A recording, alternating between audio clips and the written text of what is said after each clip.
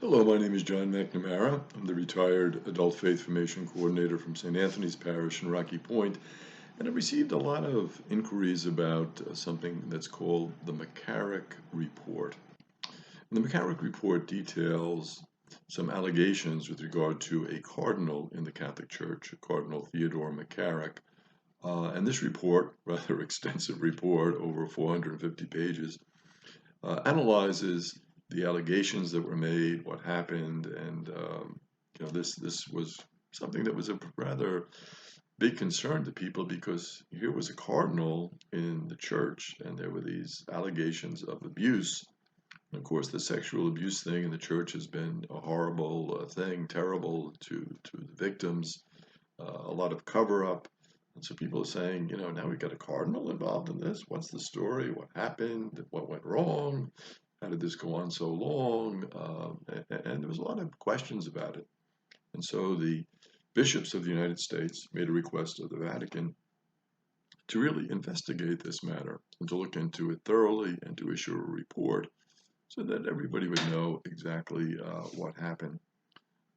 And they did that. They looked into it. The Vatican dicastery known as the Secretariat of State this year on November 10th in 2020, last year, about 4 months ago, they issued this report. So I just want to give a little summary of it. I'm going to talk about it in terms of four videos. So this is the first of four, which will be kind of a general overview of the report. And then I get into some specific matters that were of concern to people. A little background on who this guy was, McCarrick. Where did he come from? What was the whole situation with regard to him? He was born on July 7th of 1930 in Washington Heights section of New York City. Fortunately, his father died when he was young. His mother had to go to work. He was raised by an aunt that didn't have the best childhood. Very brilliant guy, went to wonderful high school, did well in college, very smart, very intelligent, always did well in school. And he was ordained a priest for the Archdiocese of New York in May of 1958. He also, as a priest, spent some time in Puerto Rico, was head of one of the universities there in Puerto Rico because of his experience in education. He had a doctorate in education. And he became a Monsignor in 1965 and was one of two secretaries to Cardinal Cook. So as a secretary, he really knew the cardinal well, traveled around with him, knew a lot of the priests and people in New York very well, made a lot of connections with a lot of families. And with a lot of these families, if they had, younger children, he considered himself to be kind of their uncle. He would use the term uncle because, he didn't have a big family himself, obviously. So he was always looking for this extended family, always looking for this connection with family, because unfortunately he didn't have much of a family life himself when he was growing up. So he was appointed an auxiliary bishop in the Archdiocese of New York by Pope Paul VI in 1977. At that time, he was 47 years old. And in November of 1981, Pope John Paul II appointed him as the first bishop of the Diocese of Metuchen in New Jersey. And that's usually a difficult assignment when you become the bishop of a new diocese because they're starting out. They don't have any really structure, and they're looking for somebody who would have a lot of energy and enthusiasm and could really get something off the ground. And McCarrick apparently did a very good job of building up this diocese of Metuchen. He then was appointed an Archbishop of Newark 5 years later in 1986. He had done a good job building up Metuchen. This opening came in Newark, which is not too far from Metuchen, and they were looking for somebody who could head that diocese. And so they said, well, he's done a great job here in Metuchen. Let's bring him over to Newark. And then Pope John Paul II appointed McCarrick as Archbishop of Washington on November 21st in the year 2000. So 14 years later, he became the Archbishop of Washington, D.C., which is one of the bigger dioceses, one of the more prestigious ones, because the papal nuncio, who kind of oversees the diocese in the United States for the Pope, is located in Washington. And of course, the seat of government is in Washington. A lot of relations between the Vatican and the United States government. So that cardinal, it's a very important and significant position, and it was given to McCarrick. Um, so people ask, well, there's been a big pattern in the church of cover up of all these perpetrators of abuse, and people look at charges against someone like this, who's a cardinal. He's a cardinal of a big diocese, Washington, D.C., and how did this happen that he was involved in these types of things, and nobody knew about it? And the report really goes into it quite extensively. And it shows that there were a number of seminarians, priests, bishops, archbishops, and cardinals who did not investigate reports about McCarrick that they really should have. Some of them who were mentioned in the report are Monsignor Gambino, who was the vocation director in the Diocese of Metuchen, where McCarrick was the founding bishop. Father Edward Zigbee, a Jesuit priest who was a counselor who was affiliated with Fordham University. Bishop Hughes, who was the successor of McCarrick as the bishop of the Diocese of Metuchen. When McCarrick was transferred to Newark, Bishop Hughes came in and took over that diocese in Metuchen in New Jersey. Also Bishop Smith, who was an auxiliary bishop in the Diocese of Newark. So when McCarrick was in Newark, the Bishop Smith would have been his auxiliary bishop, so they would have worked closely together. And also a Bishop McHugh, who was as well an auxiliary bishop in the Diocese of Newark, and then he became a bishop in the Diocese of Camden, New Jersey. He was also mentioned in the report and was aware of some of these allegations. And Monsignor Dominic Bettino, who was the vocation director in the Camden Diocese, and was very close, obviously, with the bishop at that point. All of these priests and bishops had knowledge of allegations about then Bishop McCarrick's sexual involvement with either priests or with seminarians in the 1980s and 1990s. Bishop McCarrick used a house at the Jersey Shore that was originally part of owned by the Diocese of Metuchen. They got this house to kind of get some refreshment for the priests and the seminarians during the summer, and they had retreats and gatherings there for them at the shore. That house, and there was also an apartment at a New York City hospital that some of these allegations would refer to, and also his room in the bishop's residences at both, and those residents were at both Metuchen and Newark, where some of these activities apparently took place. Now, at the house by the shore, it's particularly referenced in the report. McCarrick would reach out to the seminarians. He wanted to have a good relationship with the seminarians. He wanted to get to know them. He was their bishop. He desired to have a good working relationship with them. He was always encouraging vocations among young men in his various trips to the parishes. He would reach out to them. Vocations were very important to him, and of course important for the future of the church. So he would invite 5 seminarians, but unfortunately there were only 5 bedrooms. And so that meant that one of the seminarians would have to sleep in a bed with McCarrick. Now, most of the time from the report, it seems like these were not sexual encounters, that they would just sleep together in the bed, and there was nothing to it. However, some of them did involve sexually aggressive moves, and the whole thing that these sleeping arrangements were very strange and very odd. Why didn't he just invite 4 seminarians? Why did he invite 5? I mean, that right there is a big red flag.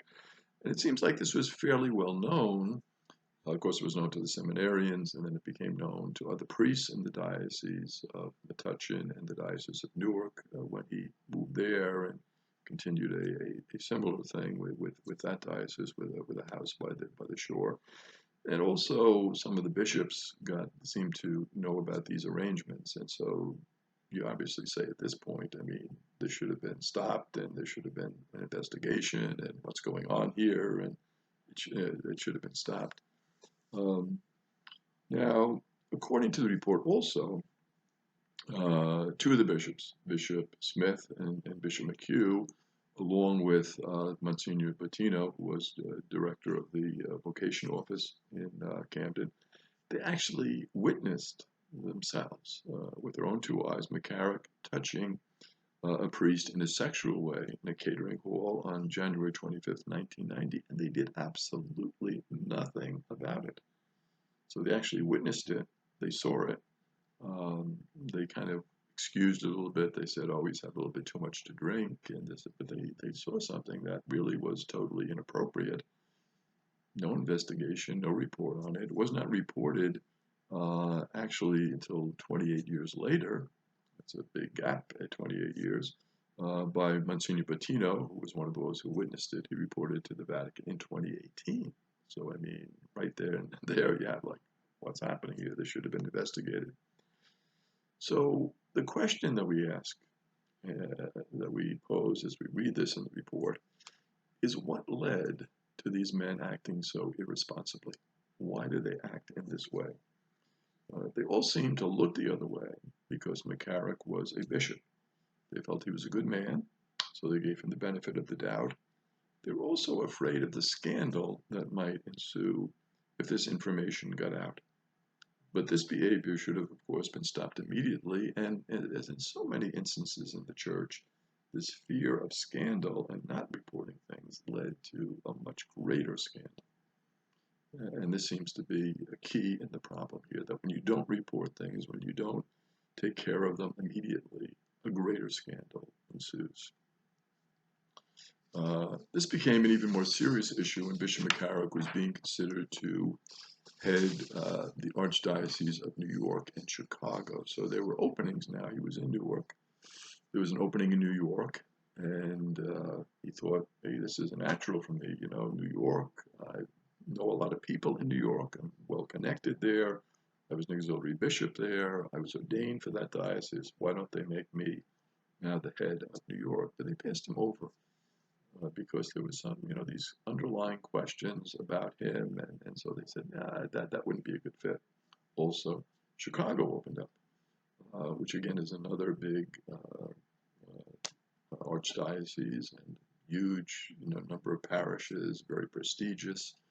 Usually the head in New York and the head in Chicago would both be cardinals. So, and again, he was passed up for that. So he was kind of like upset about this. Here I am being passed up for all of these things, and he was very active in the bishops' conferences. He had traveled overseas with Catholic Relief Services. He had done a lot of diplomatic missions, and so he was a little bit upset that he wasn't getting more recognition at this point.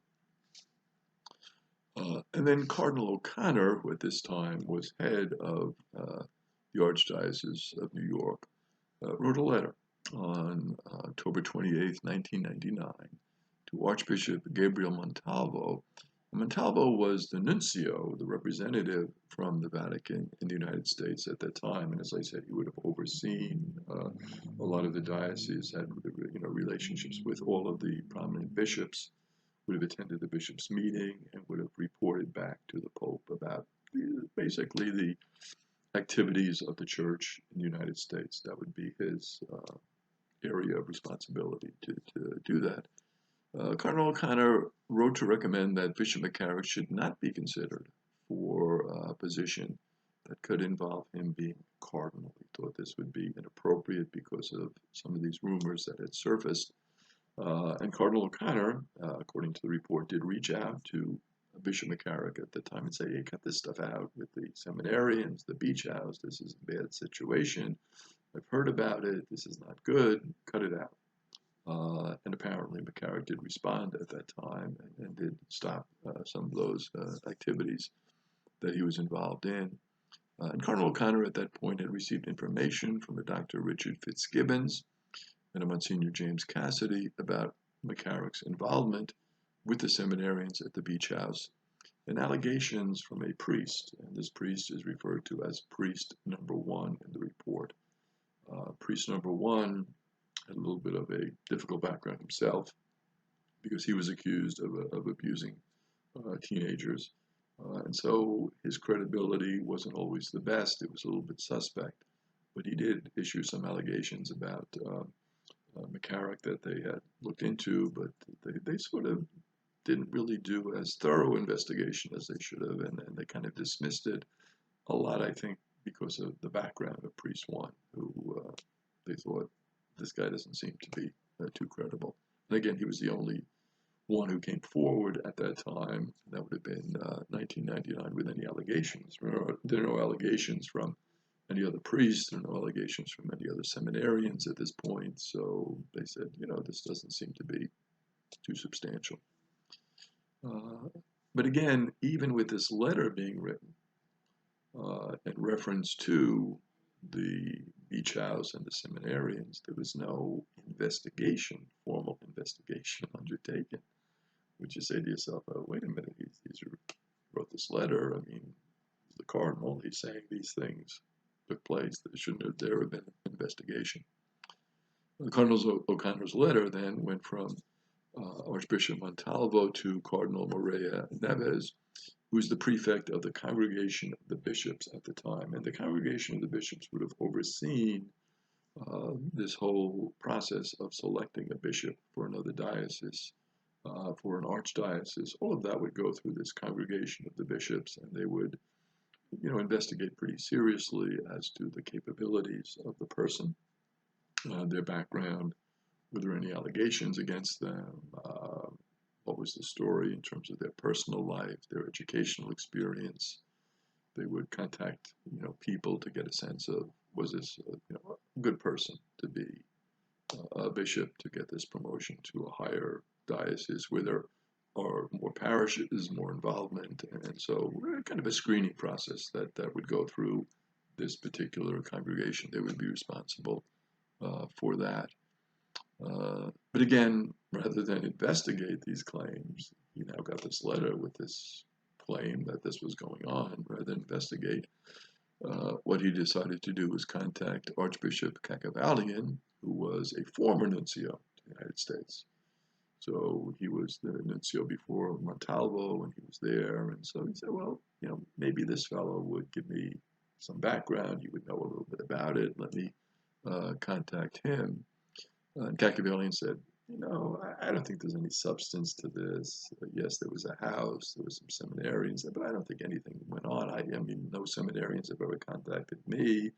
I haven't gotten any letters or any allegations or references to this. So, and he seems to be a very fine person. He's done a lot for the church. He's helped in the Diocese of Metuchen. He helped in Newark. He seems to have promoted a lot of vocations to the priesthood. I think Cacavallian said, I think this guy is okay. And so he recommended that McCarrick be promoted to the Archdiocese of Washington, which again would be a larger see than in Newark.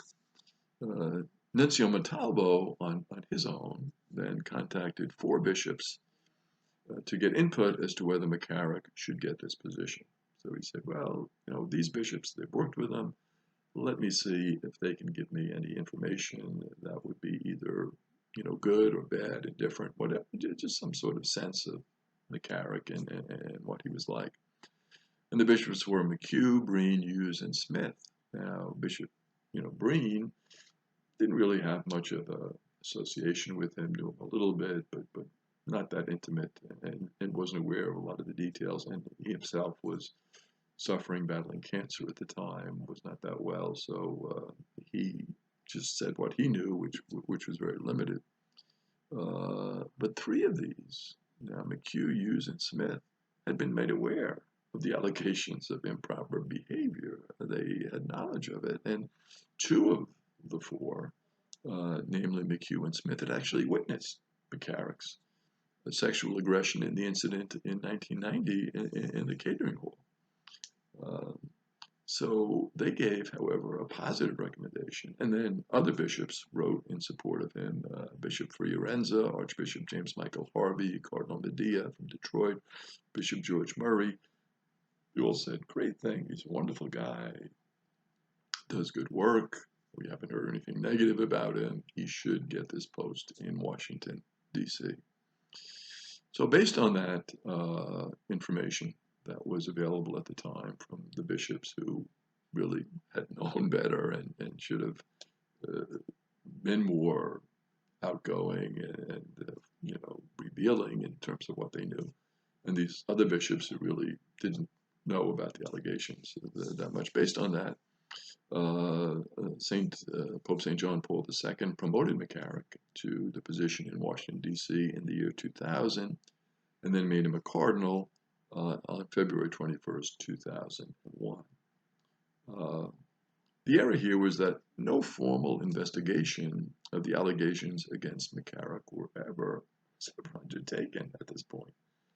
Now, the allegations, there weren't people that had come forward with anything at this point, but there was at least these incidents that had happened, and this talk about this beach house and this incident in the catering hall and other things that really should have sparked investigations, and there were none.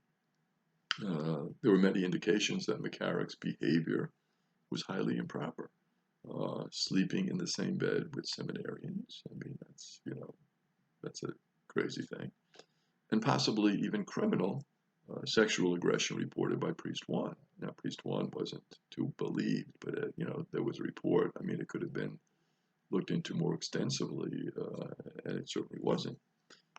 Combining that with McCarrick being the bishop who would oversee the assignments of these seminarians, further complicated the situation, because here he is, with these seminarians, and they're in his house together and sleeping in his bed, and he's got to oversee their assignments, and this is a crazy situation. I mean, and of course, a lot of the seminarians may be unwilling to come forward because, well, he's our bishop, and it's a terrible situation, obviously.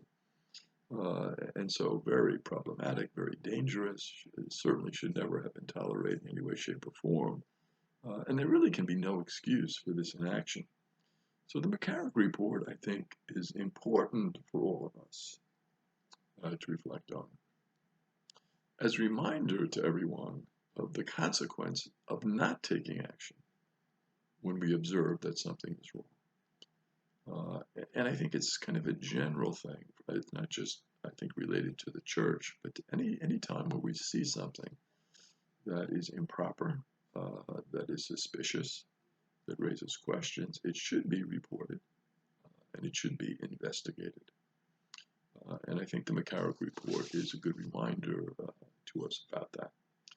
And in future segments of this, we'll go into different aspects of the McCarrick report and what it reveals and what we can learn from it. I think the important thing is, as we take a look at something like this, we certainly are upset at what happened, and it's something in the past, but what can we learn from it in terms of our church today?